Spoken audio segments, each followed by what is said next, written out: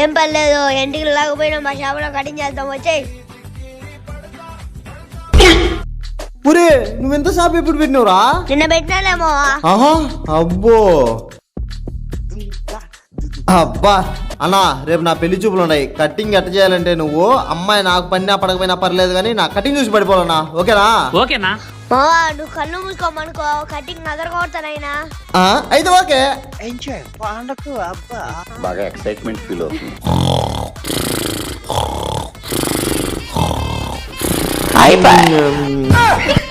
ఒరే ఏంద్రా గుండు చేసిండేనా? ఆయన కళ్ళు కనపడవు.